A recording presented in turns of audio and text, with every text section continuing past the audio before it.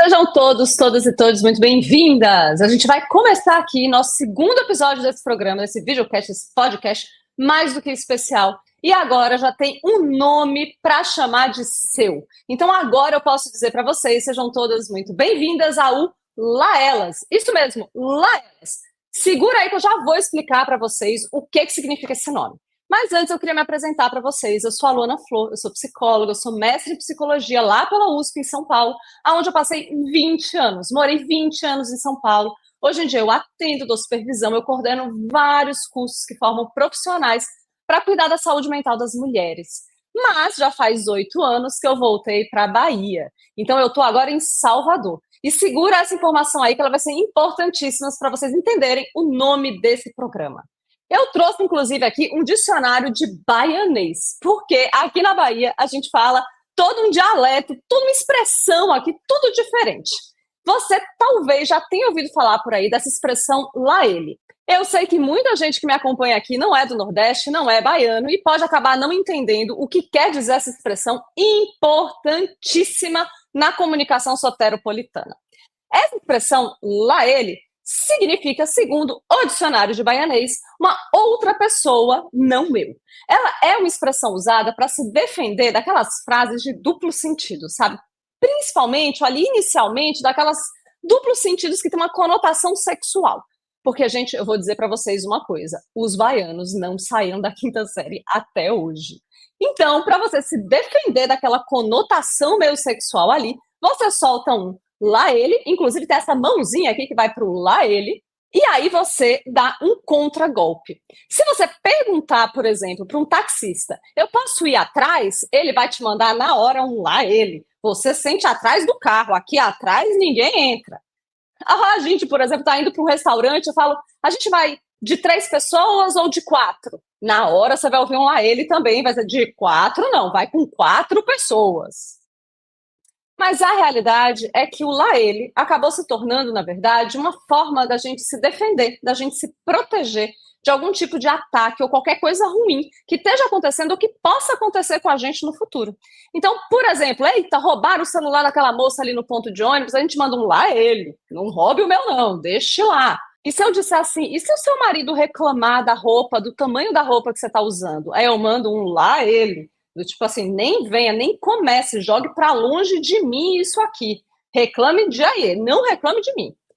A verdade é que com a ele, a gente se protege do agora e do depois. A gente não vai sofrer nem agora e a gente também não vai sofrer depois aquilo ali.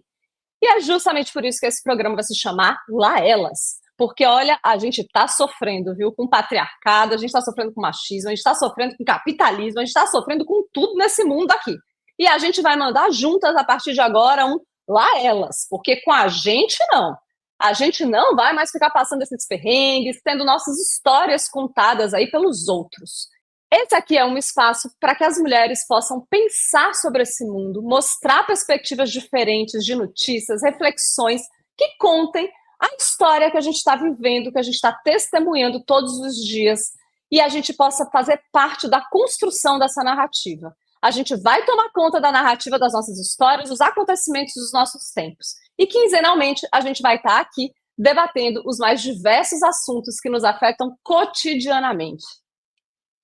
Nesse nosso episódio de hoje, a gente vai conversar sobre o heteropessimismo, que parece, olha, tá em alta entre as mulheres, hein? Essa desilusão com os homens, com os relacionamentos que a gente estabelece com eles e que tá levando muitas mulheres a abrir mão de relações amorosas ou até a permanecer em relações bem ruins, sem acreditar ali que aqueles parceiros vão poder melhorar.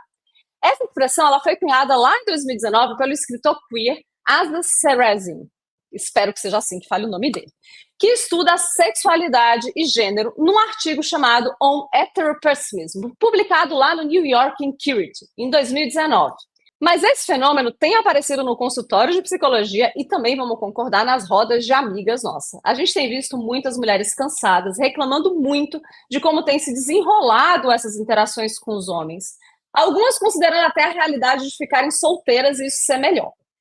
Mas toda essa realidade está falando aí sobre as dificuldades que a gente encontra de se relacionar. E essa realidade vai impactar as diversas mulheres de forma muito distintas. E hoje aqui a gente vai conversar bastante sobre como impacta essas diferentes mulheres. As mulheres mais novas, as mais velhas, as solteiras, como é que as casadas estão lidando com esse cenário? Será que é uma questão que só aparece para as mulheres heterossexuais? Não vai ter como a gente fugir, né, de olhar para essas diferentes socializações entre homens e mulheres. Mas aqui no Lá Elas, a gente foge do binarismo, do cancelamento, de soluções fáceis. A gente vai tentar ver aqui a complexidade dessa situação toda e entender que caminhos a gente consegue construir juntas para aquilo que todo mundo mais deseja, que é a constituição de relações mais equilibradas e mais saudáveis aqui no mundo. E é justamente por isso, gente, que hoje eu convidei essas 3 psicólogas muito especiais, lá da minha formação avançada, para a gente conversar um pouco sobre esse cenário de relacionamentos afetivos sexuais aqui das mulheres. E acho que a gente vai falar um pouco mais hoje do sofrimento dessas mulheres héteros neste rolê. E eu vou querer que elas se apresentem, mas aqui no Lá Elas, a gente se apresenta de um jeito diferente. A gente se apresenta aqui respondendo um questionamento e falando um pouquinho da sua perspectiva disso daqui. E eu quero saber delas qual é o grau de pessimismo que elas estão com as relações afetivos sexuais das mulheres na contemporaneidade. Eu já adianto para vocês uma coisa, assim, se eu for pensar de 0 a 10, eu devo estar assim, lá nos 8, e acho que se eu ficar solteira, eu vou bater nos 10 no meu heteropessimismo aqui, viu? Porque vou te falar, nessa idade, com 40 e poucos anos, e acompanhando muitas mulheres que estão solteiras, principalmente as heterossexuais, nessa faixa, o negócio tá difícil, viu? Tá difícil, tem um descompasso enorme mesmo aí, entre mulheres e homens nessa faixa, e eu acho que se eu ficasse solteira, lá ela, eu ficar solteira, eu acho que eu ia ter que trabalhar essa minha bissexualidade aqui, que tá aí meio, né, adormecida, nessa heterossexualidade compulsória aí, porque esse negócio de gostar de homem, vou te falar, tá valendo muito não, assim, viu? Então eu já digo para vocês que eu devo estar lá para uns 8 nesse meu pessimismo aí. Mas eu quero saber, vocês 3, qual é o grau de pessimismo de vocês nessas relações hétero não precisa ser só hétero, mas nas relações afetivos sexuais aí, né, das mulheres nessa contemporaneidade. Conta aí, Yumi. Conte aí. Quem é você rapidinho e qual é o teu, de 0 a 10, aonde é que está aí o teu gradiente de pessimismo? Oi, gente. Bom, eu sou a Yumi, sou casada, né? Sou hétero, mulher cis, com 2 adolescentes aí, atendo muitas mulheres, né? A maioria são mulheres, e pensando nesse gradiente aí de 0 a 10, eu acho que eu tô no 7,5, 8, sei lá, tô por aí, né? E como disse a Luana, se eu ficasse solteira hoje, não sei, eu acho que talvez eu preferisse ficar sozinha. Tá quase naquela pergunta que rolou por aí, né? Se você estiver numa floresta, você prefere encontrar sozinha numa floresta, você prefere encontrar um homem ou um lobo? É quase isso, assim, né? Acho que eu prefiro o lobo. Era o urso, né? Não era o lobo, era o urso. Era o urso. Prefiro o urso. Prefiro ficar sozinha. É isso mesmo. A gente vê tantas mulheres falando sim, sim, sim para os outros, né? Inclusive para os seus parceiros, enquanto isso elas estão falando não para elas mesmas, sabe? É verdade. Valeu, Yumi. E você, Ludmila? Conte para nós qual é o seu gradiente de pessimismo e quais o seu, nessa presente aí nos seus contextos. Olá, pessoal, tudo bom? Sou a Ludmila, sou psicóloga, sou terapeuta de mulheres, de homens, de público LGBT, de casais, inclusive. Esse tema de relacionamentos é um tema que me interessa bastante. Do ponto de vista de uma pessoa que olha a realidade, né? A gente faz uma leitura da realidade, e aí tem um termo, né, que é o heteropessimismo ou o heterorrealismo. Eu vejo que as mulheres, principalmente, estão muito pessimistas, né? Então, o meu pessimismo, a partir dessa leitura, vai estar lá bem grande. Mas, quando mulheres também pensam em talvez se eu fosse bi, talvez se eu fosse lésbica, a coisa fosse melhor, eu sinto muito dizer para vocês que a coisa não melhora tanto assim, tá? Então, Muito pessimismo também nesse universo. Olha, Lud, o pior que ninguém, tá? O pior que a verdade é bem quando a gente está conversando lá para as coisas de relacionamento abusivo e tal, que tem muito ali nas relações héteras, mas quando a gente vai para as relações ali homoafetivas entre mulheres, a gente vê várias reproduções ali de padrões, que às vezes é até mais difícil de enxergar o que está acontecendo, demora mais por conta disso. Então, ai, gente, tá difícil se relacionar, tá difícil, Exatamente. né, pelo visto. Não tá fácil, não tá fácil para ninguém, mas eu, do ponto de vista de mulher, terapeuta, né? Eu acredito muito no potencial humano, sabe? Eu acredito muito no potencial das relações. Então, eu gosto de pensar de um lugar um pouco mais otimista, de que os dispostos se atraem. Então, se duas pessoas, hétero, bi, homoafetivas, não importa, homens e mulheres ou não, ou né, de qualquer gênero, desde que estejam dispostas a se relacionarem, né, estejam dispostas a se reconstruírem, a se reavaliarem, modificarem coisas que precisam modificar, abrir mão de certas coisas, eu acho que é possível. Então, eu diria que de 0 a 10 no pessimismo, que é o 10, eu estaria num 5. Olha! Ai, gente, adorei. É muito. Vai ter coisa aí hoje pra gente conversar, viu? E você, Amanda, conte aí um pouquinho qual vai ser a média dessa mesa aqui de pessimismo. Vai, arremate o seu aí. Olha, que eu fiquei bastante surpresa com essa média da Lud aí. Achei bem interessante o recorte que ela fez. Eu sou psicóloga também, hoje eu atendo a maioria de mulheres, atendo há 18 anos, e tenho 44 anos, estou solteira, estou aí livre na pista, né? Então eu tenho alguma experiência de como as relações estão se dando, falando pessoalmente, não só profissionalmente. Eu confesso que o meu heteropessimismo está aí nos 8,5, 8,5, né? Mas eu sou persistente, eu tô ainda nessa questão de procurar essa agulha no palheiro. Eu acredito bastante. Achar alguém disposto também, né, amor? Com certeza, amei. Acho que é isso mesmo. Eu acredito, né, nesse impacto, que a transformação de uma relação bacana causa, mas é um desafio. Essa questão, né, de o que os homens querem, o que as mulheres querem, e como as relações estão se dando, quando frustra um pouco já termina, ou os homens com várias opções. Eu sei que a gente vai falar mais, mas não fácil não tá, não. Não, né? Não tá fácil para ninguém nessa história. Eu acho muito legal e gostei muito da fala da Lud aí, trazendo esses 5, trazendo essa perspectiva, porque o que acontece? A ideia aqui não é a gente sair daqui, oh meu Deus, o muro das lamentações das mulheres héteros, de que não tem jeito, que nenhum homem presta, que nenhuma relação vai ser saudável, que não tem jeito. Olha, a gente sabe do cenário que a gente vive, de uma desigualdade entre homens e mulheres, é uma sociedade que ela é patriarcal, que vai ter um monte de coisas aí que vão atravessar mesmo as relações. Mas, justamente aqui no La Elas, desde o nosso primeiro episódio, a ideia não é ir para as polarizações, então. Então, pronto. Aí já era. Como a Lud já jogou o balde de água fria, não adianta nem ir para a polarização do tipo, pera aí que eu vou trabalhar minha bissexualidade aqui. Não tem. A gente vai ter que olhar mesmo para essa complexidade do que está acontecendo, para a gente entender como é que a gente consegue construir essa disposição que a Lud trouxe de uma forma muito interessante, de uma forma que seja equilibrada, que seja equitativa entre as partes, né? Apesar disso, eu vou começar trazendo aqui um pouco do que foi suscitando a gente, né? Muitas das discussões que acontecem aqui no La Elas, elas são frutos dos debates que a gente fica fazendo lá na formação avançada em atendimento a mulheres, que eu coordeno e as psicólogas aqui fazem parte.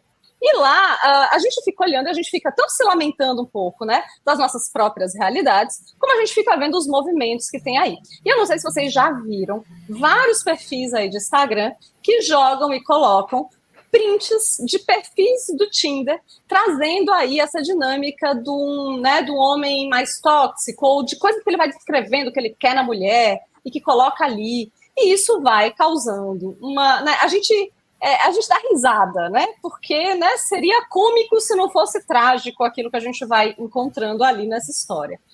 E aí, justamente na hora que a gente olha essa realidade desses perfis e dessas, né, dessas dinâmicas que as mulheres aí solteiras estão tendo que encontrar, isso vai impactando. Vocês têm visto na clínica de vocês, com as mulheres que vocês convivem ou com vocês mesmas, né? Somos todas mulheres aqui também em vários aspectos, assim. Vocês têm visto? Como é que tem impactado isso daqui? Eu sinto que as mulheres elas estão discriminando melhor esses absurdos. Eu tenho a impressão que não sei se é algo novo. Eu não sei se aquele tipo de comentário de não quero que tenha filho, não quero que fume, não quero que tenha tatuagem, tem que ser... Eu não sei se isso é tão novo assim. É que está escancarado de um jeito, mas eu não sei se é tão novo assim.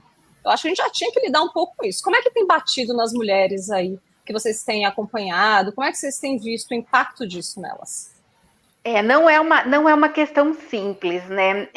Eu vejo mulheres que já vêm usando há um tempo os aplicativos falando de um certo cansaço, porque essa questão da persistência, de olha, eu vou conversar com não sabe lidar, ou o outro tá cheio de critério, mas ele mesmo não é, né? Há um partido tão bom assim, no sentido do que ele apresenta, do que ele entrega, um homem bacana, respeitoso, parceiro ali.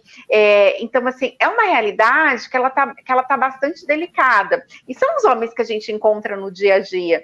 Eu fico, usando esses aplicativos, eu fico com a impressão que antes parece que tinha um certo cuidado, agora é muito escancarado.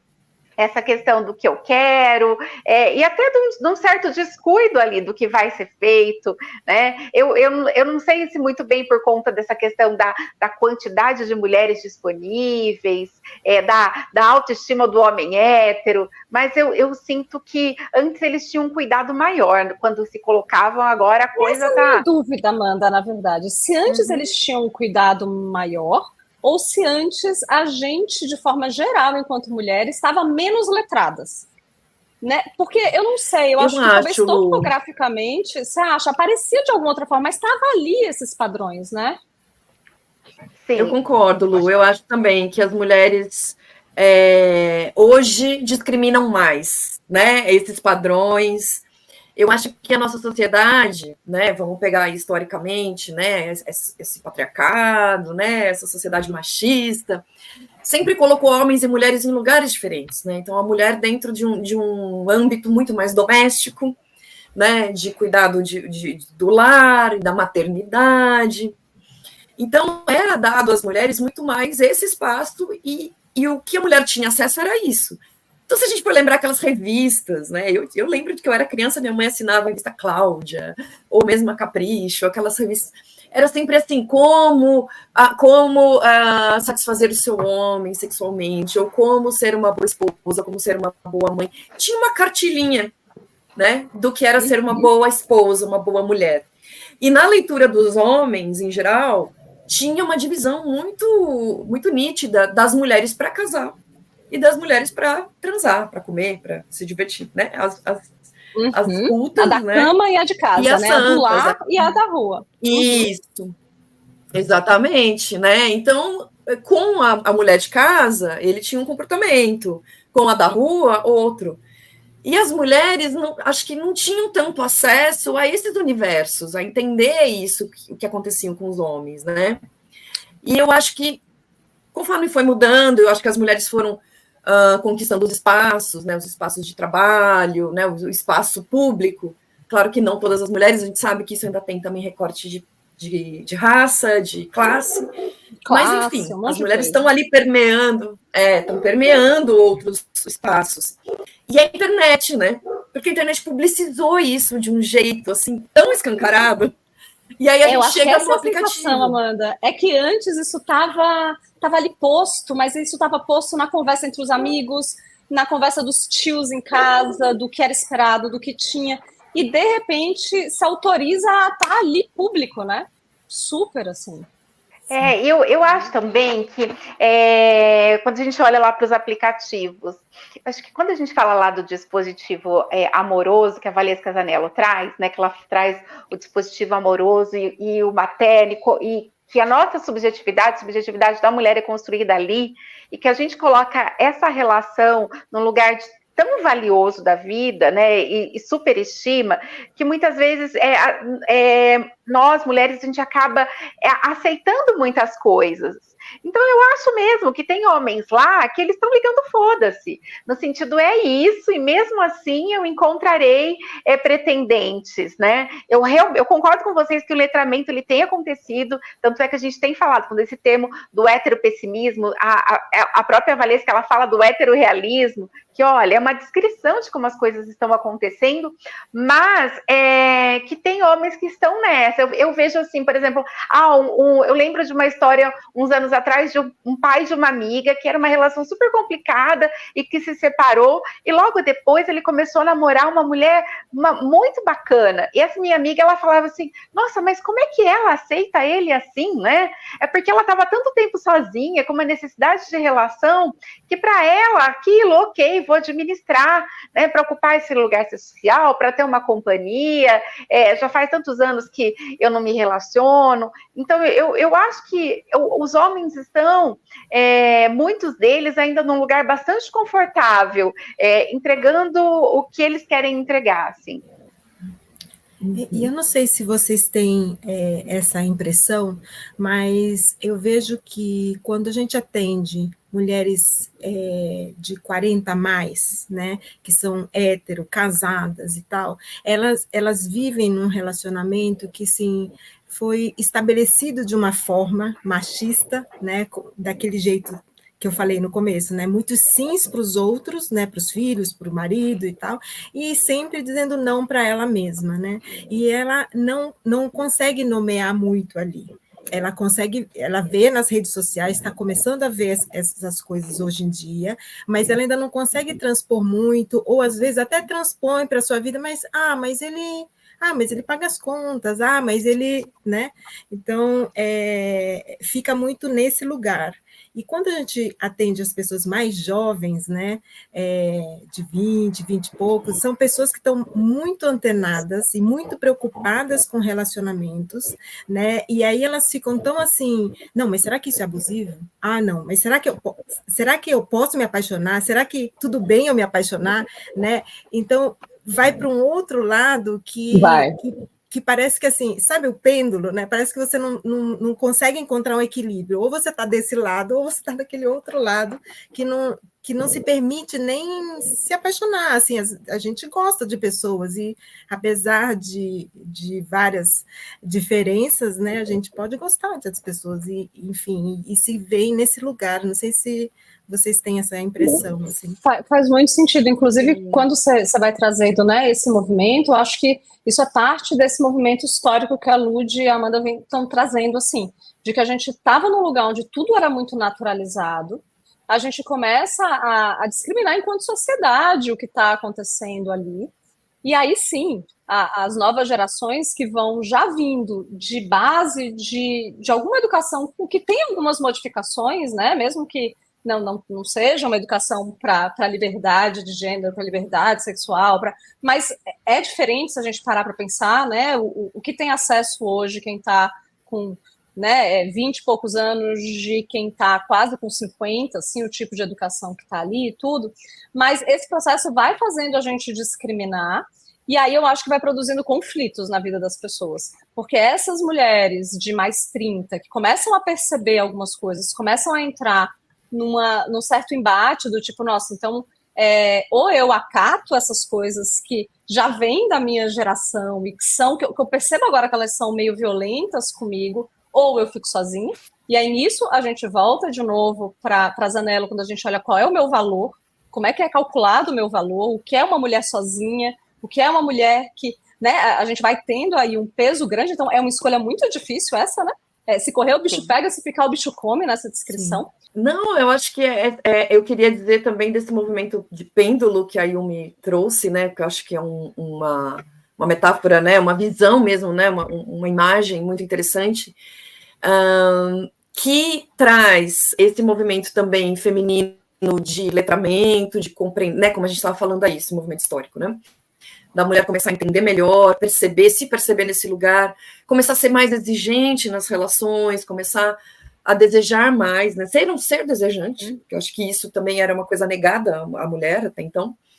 Mas aí esse pêndulo também vai para um outro extremo, né? Ele vai e volta. Exato. onde vai para os extremos dos homens que passam a reafirmar ainda mais essa masculinidade tóxica, né? Então, os homens que não aceitam sair desse lugar que eles historicamente estavam, né? De ser os seres que escolhem, né? E aí acho que muito do que a Amanda falou também, esses caras que entregam muito pouco, não estão dispostos e acreditam que vão conseguir mulheres porque as mulheres estão na prateleira do amor, né? Como a Valesca Zanello traz essa metáfora, né? Da prateleira, elas vão ser escolhidas e só por isso elas já ficam satisfeitas. E aí a gente vai vendo assim um movimento de reforçar ainda essa masculinidade tóxica que vai chega naqueles movimentos de red pills, né, daqueles homens. É isso que eu ia falar, isso que você está descrevendo, eu acho que é a criação é a base da criação desse movimento, do movimento red pill, né, do Calvo da Campari. Sim, que é uma reação, né? É uma reação. A questão da retirada de privilégios, né? Eu gosto muito dessa questão para alguém sentar, outro terá que levantar, né? E para essa balança, quando a gente fala lá de relações, de relações de poder, o letramento ele contribui para que a gente fique, para que a gente sente nessa mesa de negociação da relação, vamos falar assim, com mais recurso. E isso tem incomodado o outro lado. Os homens estão com bastante dificuldades de lidar com isso, até o ponto que a gente chega ali no Red Pill. Eu confesso para vocês que quando eu posto, né, esses conteúdos nas minhas redes sociais, eu tô lá paquerando, né, o crush vai estar lá dando uma olhada, eu fico, nossa, que bicho que vai dar isso? Né? A pessoa tem que ser bastante resistente para tentar, para entender e acompanhar essa discussão e ficar afim de continuar. Tem um processo. Mas se não ficar a fim de continuar, ótimo. Porque é isso, é um processo seletivo, faz parte. Eu concordo com você. Eu acho, mas é tudo isso, né? A gente e tem desde. Concordo, já tá mais fácil ali, né? Eu vou por aí também. E a gente vê, né, os jovens com essa questão do não, frustrou um pouquinho, vai pro próximo, né?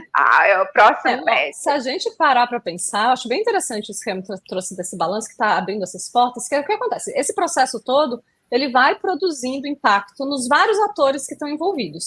Então, a gente vai ter as mulheres que foram criadas, os relacionamentos nesse formato, a gente vai ter um pessoal mais novo, a gente vai ter uma reação desse grupo que estava detendo esse poder inteiro de escolha, de barganha, de ter menos demanda em cima deles para poderem ser bons o suficientes, né? A gente vê isso, essa explicação do privilégio está no pai e mãe, né? Mãe se mata e é culpada e é insuficiente, o pai troca uma fralda e é o melhor pai do mundo. É esse Sim. o grau de diferença que tem ali. Então a gente vai tendo impactos diferentes nesses atores, assim. E aí eu acho que quando a gente pensa os homens nisso, a gente tem esse grupo que vai para o Red Pill, que vai para uma coisa que, né, tem que impor uma superioridade a qualquer custo, porque, inclusive, muito possivelmente, eles teriam mais dificuldade de conseguir acessar os reforçadores, acessar, conquistar ali mulheres, porque, né, enfim, falta ali algumas habilidades ali de troca, de reciprocidade e por aí vai. A gente tem um grupo também que refina, eu acho, esse controle. Que a gente tem aí um grupo, tem os Red Pill, sei lá, tem os grupos dos esquerdomachos, assim, né? Tem aquele grupo da evolução ali do hétero top pro hétero sensível. E que aí parece que topograficamente tá ali e na verdade, vai só reproduzindo de uma forma mais refinada alguns controles, algumas coisas. Mas, justamente isso que eu estou fazendo aqui é o problema quando a gente olha nesse outro pêndulo que as mulheres vão, de começam a qualquer coisa nas relações, fala, tá vendo? Isso aqui isso aqui é um abuso. Isso aqui, esse ciúme aqui foi tentando me controlar. Isso daqui é tal coisa. Não, porque nenhum homem presta. Então, não vai ter jeito. Então, que é uma outra forma desses outras atoras aqui, agora as mulheres, se defenderem desse processo. Então vai ter as que vão entrar em negação e vão dizer, não, é porque elas estão tudo querendo, essas feministas estão querendo agora só estragar, é tudo mal amado e quero que não vou. Porque dá um medo de perder o que é conhecido, ou um medo da sua suficiência dentro dessa construção, mas a gente vai ter também um grupo que não dá, eu acho, para a gente chegar nesse terrorismo, porque se tudo vira abuso, se tudo vira, né, se todo homem ele vai ser, né, tóxico, ele vai ser, por ser estruturalmente machista, porque todos nós estruturalmente somos, né, então não serve, eu acho que isso é um desserviço, porque a gente tem essa juventude, como a Yumi trouxe, completamente alarmada, e eu acho que isso não ajuda a aprender a discriminar o que de fato são limites que precisam ser vistos, porque vira tudo. E se vira tudo, eu perco a referência. Se todo homem vai ser um problema, então acabou, assim. Como é que eu sei? Né? Qual é o homem que vai me violentar de fato ou não, entende? Eu acho que, inclusive, a gente não está tendo espaço de errar. E isso é uma coisa muito séria, né? Porque daí, nos relacionamentos, né? Mesmo entre homens e mulheres, mas também entre mulheres, mulheres, ou homens, homens, por conta dessa visão, né, de que tudo é tóxico, né? Ai, meu Deus, eu preciso estar sempre alerta, qualquer gesto, qualquer atitude pode ser tóxica, né? A gente não se permite errar, né? E isso está criando, assim, um certo pânico, né, nas pessoas em se relacionar, e a gente vê muito isso nos jovens, como a Yumi falou, né, então os adolescentes, né, as adolescentes, eu também atendo adolescentes, e eu vejo que, assim, eles estão muito descrentes também dos relacionamentos, sabe, e do amor romântico, porque aí qualquer coisinha parece que, assim, ai, foi tóxico, aí já não quero mais. E não, e as pessoas erram, e às vezes a gente vai ter, sim, comportamentos tóxicos, as mulheres têm, os homens têm, as pessoas têm, mas o mais importante é poder ter a possibilidade de rever o seu comportamento, né? É construção, acho que é nisso que eu acredito, né, Lúdia? na mudança, na possibilidade de mudança. A relação, exato, a relação ela precisa ser construída, né? Então eu preciso entender quem eu sou, aonde eu tô, quem é o outro, como que é, e a gente constrói dentro do que é que o outro me causa, do que é que o outro vai. É uma construção, então tem que tomar muito cuidado para algumas coisas que são a priori, sabe? Assim, porque é isso. Acaba sendo tudo muito volátil mesmo. E daí eu acho que a gente volta na questão dos dispostos, né? Eu costumo falar olha, a gente tem que escolher as nossas batalhas. São esses homens que estão aí com essa construção subjetiva, e daí essa questão dos ajustes que vão ser feitos, do amor-construção, né, da Bell Hooks, e isso do outro, desse homem que está disposto, eu falo que é o encaixe e desencaixe o tempo inteiro, se relacionar, né? E desse homem que está disposto a encaixar, a entender até que estamos num outro momento, que tem coisas que as mulheres aceitavam e hoje não aceitam mais, e que é preciso ter essa negociação, esse diálogo. E são esses casais que a gente vê que conseguem, né, manter esse encaixe e desencaixe e permanecer se relacionando, assim. Mas é uma habilidade bastante sofisticada que eu pelo menos eu tenho observado que a maioria dos jovens estão com dificuldade de começar a relação. Eu fico aqui, eu acompanho com ânimo quando eu vejo que, olha, que o casal conseguiu passar por isso, está dando continuidade, né, e escolhendo permanecer junto. Uhum. E esse encaixe e desencaixe que a Amanda bem trouxe, né? Porque os casais envelhecem, né? Então, assim, o jovem ali que se casou, se juntou, sei lá, né, estão juntos, eles vão se mudando. O casal, a dinâmica do casal muda e Sim. Cada um individualmente muda também, né? Então, entender que assim, mas ela sempre foi assim. Não, mas não é que sempre foi assim, né? Esse tipo de coisa tem que ser levado em consideração. E esse encaixe e desencaixe, achei legal que a Amanda trouxe, né? E uma coisa que eu fico pensando também é que hoje os jovens que ficam querendo muito acertar também têm influência das redes sociais, né? Porque nas redes sociais você só vê o lado bom das relações. Então, assim, se a minha relação que eu idealizei não foi igual àquela que eu vejo lá, deu errado, tá ruim. Então, não tem esse encaixe e desencaixe, essa construção a dois, né? Eu acho que a impaciência também. com relação a isso. Parece que a gente tem que encontrar de cara uma coisa que dê certo. Se não deu certo, aí eu desisto. E aí eu vou encontrar uma... Mas a gente tem dificuldades, sempre tem dificuldades, né? Sim, e as redes sociais potencializam não só o lado bom, né? Tipo, tem que ser perfeito como aquele casal lá, mas ela potencializa também o lado ruim. Porque aquele casal perfeito lá, de repente, teve uma traição, teve um negocinho, pá, separou. Então também não se vê nas redes sociais os casais se atualizando. Esse trabalho de construção é um trabalho invisível, né? Então, o que a gente vê é ou o casal está muito apaixonado, lindo, maravilhoso, ou o casal brigou e se separou, né? Então, é esse o modelo. Então, parece que só tem essas duas possibilidades, né? Se não for lindo, perfeito, a gente separa. Eu tô lembrando agora que essa onda de pessimismo, eu tenho a impressão que começou bastante nas redes sociais com a separação da Sandy e do marido. E eu não me lembro agora, mas teve outras separações sequenciais aí de pessoas famosas que estavam casadas há bastante tempo. E aí começa a ter falas de, se até a Sandy, se até aquele casal, como se, primeiro, como se uma relação só desse certo se ela ficasse para sempre. Não tem o dar certo, mas acaba, mas termina, deu certo até terminar, depois termina ali. Mas entrou muito forte como um peso do se até eles, quem sou eu aqui na fila do pão? Se até ali, sabe? É uma coisa que entra numa idealização. Eu acho que a gente tem uma idealização muito forte do que é esperado de uma relação.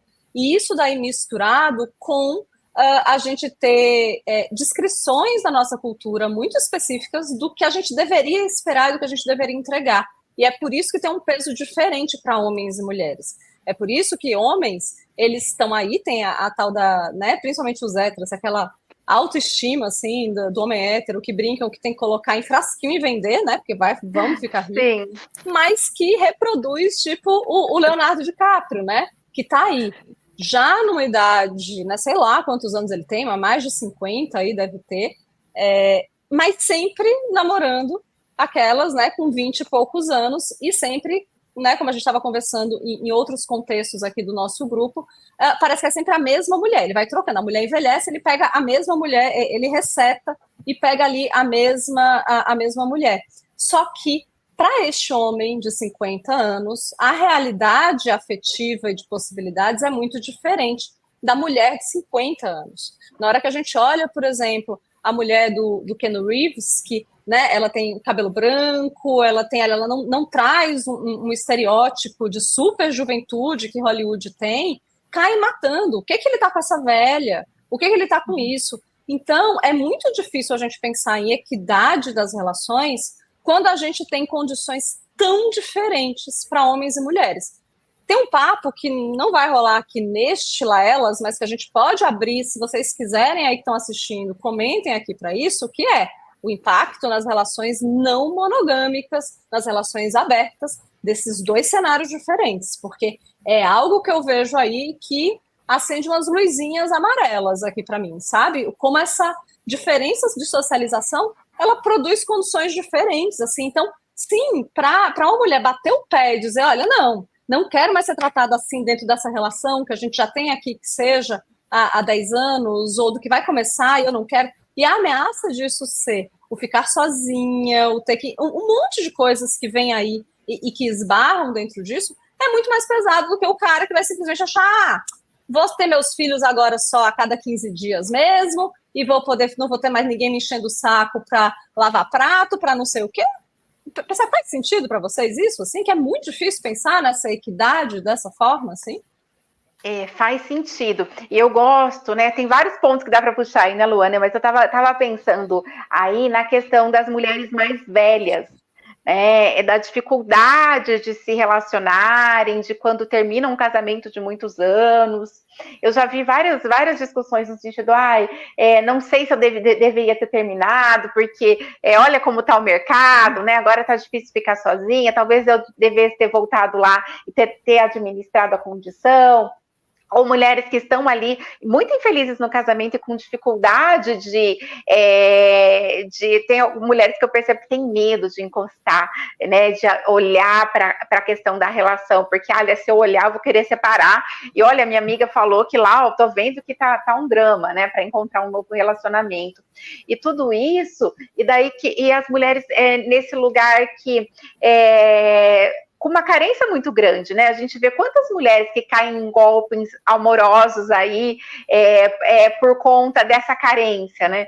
E do entendimento, do lugar que a gente coloca a relação afetiva e sexual na vida. E que a gente deixa muitas vezes de investir em outras relações, de priorizar as relações de amizade, os outros projetos na vida, e que eu acho que essa é uma discussão muito importante, né? Que tem aí uma quantidade de mulheres vulneráveis e que estão nesse momento da vida, né?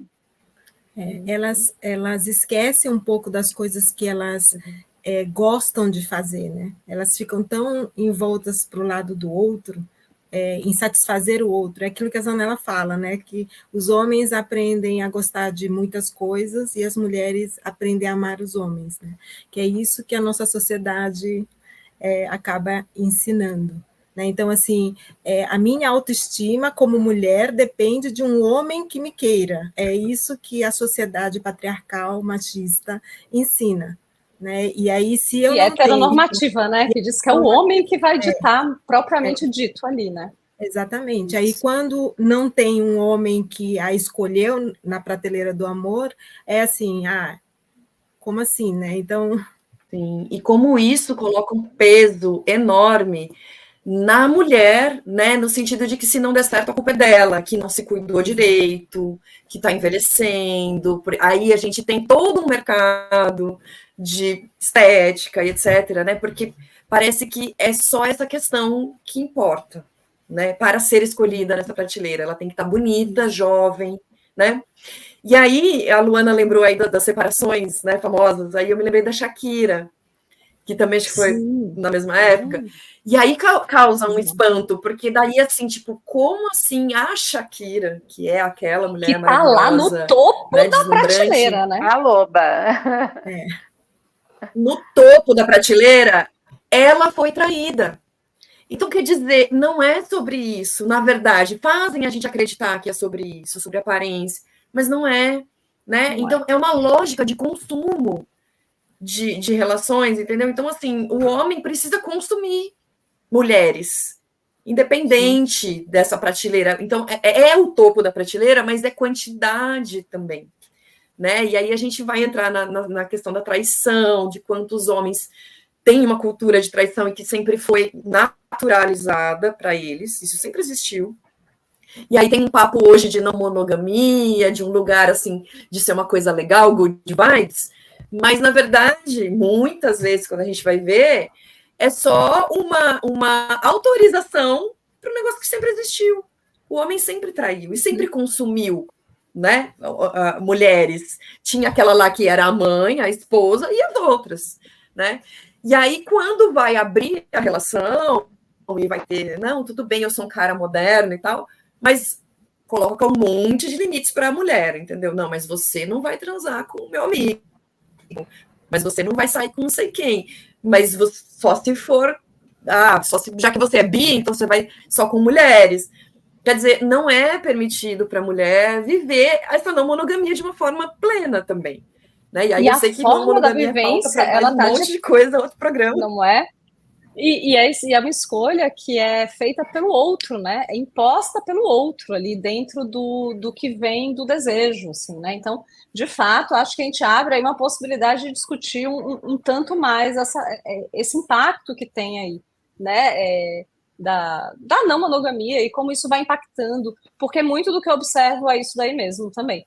Em geral, vem de um pedido dele, vem um aceite de abrir a relação, nas mais diversas, tudo bem, tem aí a não monogamia que vai ter a sua própria filosofia, a sua própria coisa, mas a gente tem um gradiente muito grande, como a gente está criando modelos novos, que é um gradiente muito grande de coisas, e aí é massa enquanto ele está vivendo as aventuras que for.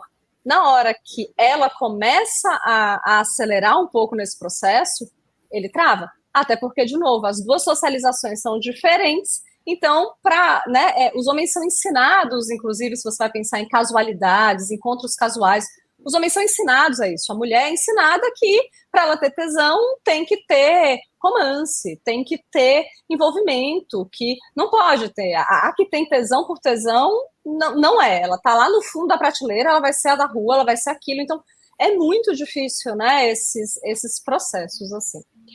Eu queria saber de vocês uma coisa, assim, para a gente ir olhando e pensando e amarrando isso daqui.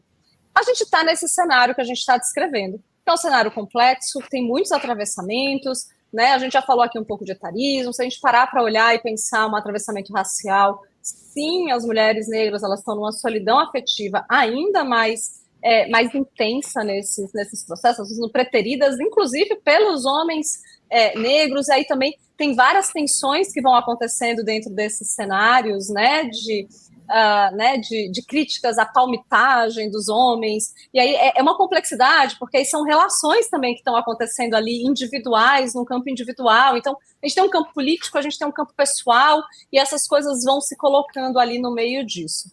Então, pensando nesse cenário, o que é que vocês acham que são aspectos importantes para a gente prestar atenção e para as mulheres prestarem atenção, né, nas relações em si, para a gente poder aumentar a chance, né, da construção de relações mais equilibradas, mais leves para essas mulheres, mais seguras para essas mulheres, ou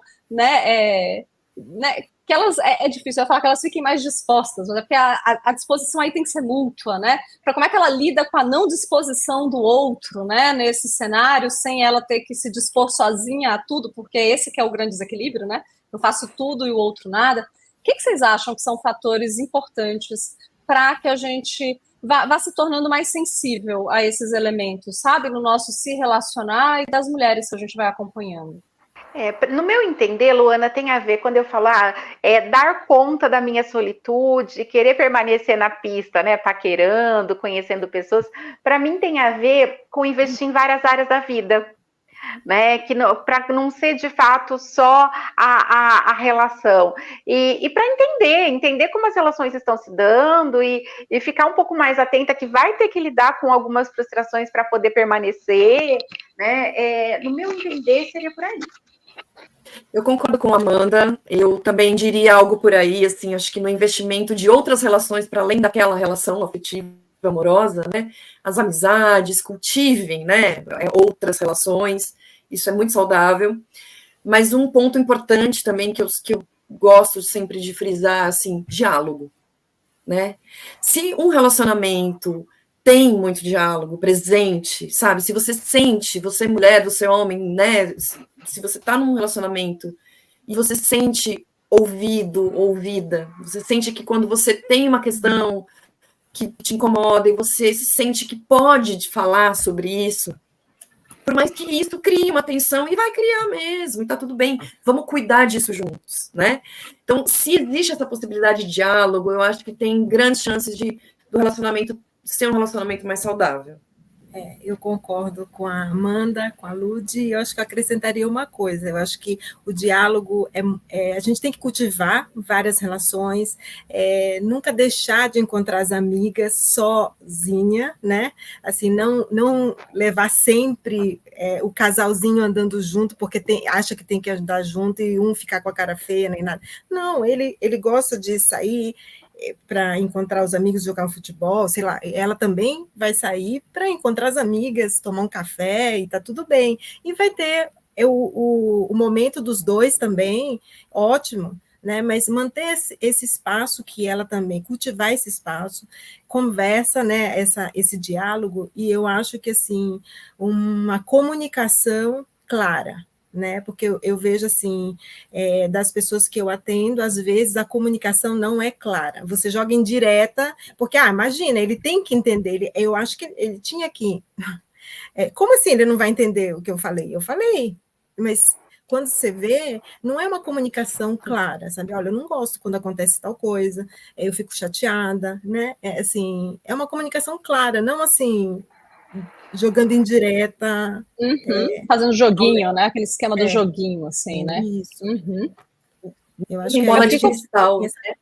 Ninguém Exato. adivinha que A grande questão é que nós mulheres, a gente é muito ensinada a descrever bem os sentimentos, e aí a gente pega homens que não são ensinados a isso, e aí a gente parece que tem que ficar ensinando eles a falar sobre, e eles sem querer aprender a falar sobre. Então o homem não faz DR, eu não vou ali pensando, né, nessa dinâmica hétero, assim, tem uma disparidade grande, e aí eu já peguei também muitas mulheres muito cansadas de ter que ficar inferindo o que está acontecendo, sendo empática, porque até entende, a dificuldade dele é essa, isso daqui, ele não tá, mas assim, a parceria não se movimentando para aprender a expressar o que está querendo, ela aprendendo a ler todos os sinais para se dobrar em 30 aí, para conseguir fazer a coisa acontecer dentro disso. E então, assim, de novo, né? Eu tô esbarrando hoje sempre nisso de como as diferentes socializações vão levando a repertórios diferentes e vão dificultando um pouco uma parte do rolê, né? Não, aí eu me lembro daquilo que a Lud falou, que eu esqueci a palavra que ela usou exatamente, mas da disposição, né? Dos dois precisam ter essa disposição para o diálogo, porque do jeito que a Lu falou, é assim, é uma só querendo o diálogo, né? E o outro assim, não, mas, né? Não tem o movimento do outro lado. Então, assim, os dois precisam estar dispostos para que aquela relação continue, para nutrir a relação, né? Que nem uma plantinha. Eu acho que assim, eu vou amarrar um pouco o que vocês falaram e vou talvez adicionar algumas coisas que eu acho que faz muito sentido que vocês estão trazendo, assim. Então, eu acho que a gente precisa entender que relações de qualquer tipo que a gente tenha sociais, elas são carregadas de tensões. Vai ter um componente aversivo nas relações sociais, sempre. E isso é importante, porque essa tensão que a gente tem é o que faz a gente se regular um com os outros, é o que faz a gente não pisar demais no outro, porque o outro vai ter um contracontrole, e a gente vai equilibrando isso. Então, tensões, elas existem, e elas não são negativas necessariamente, elas são sinalizações importantes e promovem regulações. Então, assim, não existe nenhuma relação que não vai ter uma tensão. Então, relações íntimas, como uma relação afetiva, romântica, sexual, ela vai ter ali um componente de intimidade, de proximidade, de nível de convivência que necessariamente a gente vai ter, né? Questões que vão acontecer ali, de conflitos entre necessidades, de formas diferentes de lidar com coisas. Então, eu acho que é importante que a gente entenda isso, para aí a gente parar para entender aquilo que o outro fez para mim. Aquilo é um abuso? Aquilo foi violento? Aquilo foi algo assim? O que é? E aí, o que eu acho que é bem importante nesse cenário, e eu não estou falando aqui, tá? E eu vou fazer aqui letras miúdas, não estou falando aqui de agressões, não estou falando aqui, quando a gente está pensando numa violência física ali, não é disso que eu estou falando. Isso aqui esquece, não tem nem o que pensar e está posto. Mas aquelas tensões, o ciúme que veio, um jeito que falou, uma imposição que fez, uma crítica que colocou. Na hora que essas coisas acontecem, eu acho que a grande chave está nisso que vocês estão trazendo. Qual é o diálogo possível? Qual é a possibilidade de se reinventar possível? Qual é a escuta que o outro tem? Então, mais do que dizer, nossa, ele teve ciúme de tal coisa, então pronto, acabou, é olhar e dizer, não, mas e aí? Quando você disse que se incomodou com aquele ciúme? Quando você conversou sobre isso e sentiu que foi invadida ali? Quando você disse, poxa, mas eu quero sair com as minhas amigas e não foi tudo bem? O que aconteceu? O que você fez? Como é que o outro ouviu? Aí, é como a gente resolve essas tensões, quais as possibilidades que tem dentro daquela relação com aquele outro, dessa construção e resolução, que eu acho que vai tendo as respostas de se vale a pena seguir construindo aquela relação, ou se, poxa, tô tentando, mas eu tô tentando sozinho, eu tô tentando ser isso.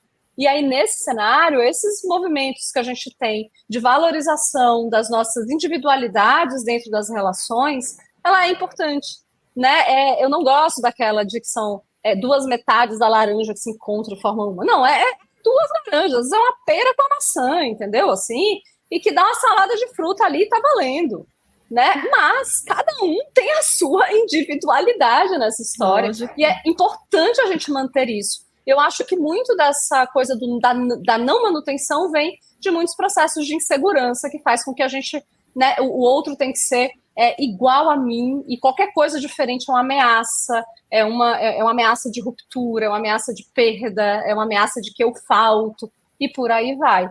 Né? Então, eu acho que eu fico pensando um pouco nisso, assim, eu acho que faz, né? Não vamos ser tão pessimistas assim, então, de olhar e entender, tá, eu acho que o cenário do pessimismo ou do realismo das situações está posto. Não é simples. A gente tem tem muitas questões acontecendo aí. Por outro lado, a gente também tem evoluído bastante enquanto cultura, enquanto sociedade, buscando novos modos de se relacionar, abraçando cada vez mais as possibilidades de diversidades que a gente tem, de afetos e de trocas e de modelos. E isso é um processo de construção e que vai ter tensões mesmo nessa história. Mas eu não sei, eu acho que, não sei, faz sentido para vocês, assim, porque eu saio um pouco mais otimista nesse sentido. Quando a gente olha e pensa, precisa de uma disposição, e eu paro para olhar, a disposição não precisa ser minha, e eu olho, o que é que eu preciso ver, para até onde é que eu vou insistir para que o outro seja disposto ou não? Porque eu acho que é esse o limite que a gente se ferra enquanto mulher. Porque o limite o nosso não tem, a gente tem que ir até as últimas consequências. Porque perder aquilo é perder um valor, é ficar sozinha, é desesperador dentro de um cenário aí que vai sendo construído, assim, sabe? Então, eu acho que na hora que a gente vai olhando isso, a gente pensa, não, peraí, dá para se relacionar, sabe? Dá para olhar ali e ir entendendo. Mas simples nunca é, né? Porque não sei se relacionar é muito simples, né? Não sei. E me parece, eu ouvindo você falar, faz muito sentido para mim, e eu fico pensando que como o letramento, ele precisa chegar para os homens também, né? O espaço da conversa, da psicoterapia, do entender como essas relações estão se dando, para que ele entenda que ele tem sido vítima de estudo também, e que precisa, ele também aprender a lidar com a frustração e aprender a conversar e aprender a ouvir, para que a gente possa permanecer. Eu vejo muito mais as mulheres muito mais dispostas a esse movimento do que os homens, mas eles estão em sofrimento, porque eles não estão alcançando isso tudo e muitas vezes ficando, né, na solidão ali, ou tendo relações deixando de ter relações que poderiam ser mais profundas e genuínas e que poderiam contribuir muito para o desenvolvimento enquanto pessoa. A gente vai ter que ver como é que esses homens héteros passam a amar mulheres e não homens, né? Não só possuir, e aí é um processo que é bem amplo. Para a gente amarrar, eu vou pedir para vocês têm leituras, filmes, séries, qualquer coisa para sugerir aqui para todo mundo que possam usar, assistir, ler, para refletir, aprofundar um pouco esses temas de relações? Vocês teriam indicações? Eu gosto bastante da Rosa Vermelha Desabrocha, né? Como as relações se dão em tempos do capitalismo tardio. Vou ficar devendo o nome da autora, que é uma autora sueca. É um livro, Amanda? É um livro? É um livro e ele é em quadrinhos. Então, assim, é lindíssimo, é muito interessante. Como chama? O quê, Ludmila? Como é o nome? O nome da autora. Liv Stormquist. Obrigada, Ludmila. A gente... Vocês colocam aqui depois, né? Obrigada. E assim, Legenda. É um livro super interessante e eu já indiquei várias vezes, emprestei o meu próprio livro para pacientes jovens e eles adoram, assim, porque é uma linguagem, ela é cientista política e assim, é uma linguagem bem, bem próxima e fica essa sugestão. Muito legal. Lud, você tem aí alguma coisa para indicar para as nossas escutadoras, leitoras, assistedoras, sei lá, o nome que dá, gente. Quem assiste podcast é o quê? Vocês me ajudam aqui, porque eu não sei. Vocês que estão vendo a gente aí. Conta, Lud. Ouvintes! Olha, é isso. A Valesca Zanello, que a gente já citou ela aqui pra caramba, né? Tem podcast dela aí, tem o livro dela. Tem o livro dela que é o Dispositivo Amoroso. E tem o Prateleira do Amor, que é meio que uma linguagem um pouco mais acessível, né, para quem não é mesmo da área, que ela é psicóloga e tal. Então, acho que é um livro super legal para homens e para mulheres, para entenderem justamente tudo isso que a gente falou agora, né, de que mulheres e homens estão em lugares diferentes na sociedade, querendo coisas diferentes, e por isso às vezes é tão difícil, né? Mas você falou de série, e eu amo uma série que ela é mais teenager aí, né? Mas é o Heartstopper, que está na Netflix, baseada também num quadrinho. E o Heartstopper é uma série que é aquela série gostosinha de ver, entendeu? Porque você vai acreditando nas relações e vai vendo que é possível, né? E principalmente no foco de público LGBT, que são sempre relações muito difíceis em geral, porque a sociedade coloca, né, essas relações num lugar muito difícil. E você vai assistindo e vai tendo uma tensão ali de, ai meu Deus, o menino é gay ou a menina e tal. E você vai vendo que as relações vão dando certo, apesar de tudo isso. Então é muito gostoso também. Acho que para manter esse clima de otimismo, assim. Boa. Yumi. Eu gosto muito das coisas da Zanello, né? Então, A Prateleira do Amor eu recomendo sempre, né? Que eu acho bem bacana. Eu li também aquele Descolonizando Afetos, né? Que eu acho que é muito interessante também, uma outra visão da Geni Nunes, né? É uma visão sobre a monogamia, né? De onde que veio essa história, né? Em que isso está atrelado, né? Ela traz uma leitura que eu não imaginava, né? Assim, a cabeça faz um né? E eu acho bastante interessante, né? Muito legal. Eu vou deixar aqui para vocês também a indicação de uma série que fala de relações de todos os tipos, que é a This Is Us, tá? Ela tinha na Amazon Prime, depois foi para Star Plus, eu já não sei onde é que ela tá. Mas eu sei que é aquela série que fala de uma forma muito sensível às mais diversas relações familiares, afetivas. Então eu acho muito, muito interessante, muito bonito. Então, cada episódio eu tomo ele assim, degustando. A série já acabou, mas eu não acabei porque eu não quero que ela acabe. Então eu parei, eu vou assistindo a conta-gotas para poder experimentar, porque cada episódio é de uma humanidade ali dentro do cenário, e a despeito de falar ali de relações, né, dentro de um contexto dos Estados Unidos e tal, eu acho que tem uma essência ali dessa complexidade dos afetos ali que eu gosto muito. Então, uma série bem realista, assim, em muitos aspectos, mas faz a gente refletir um pouco algumas coisas.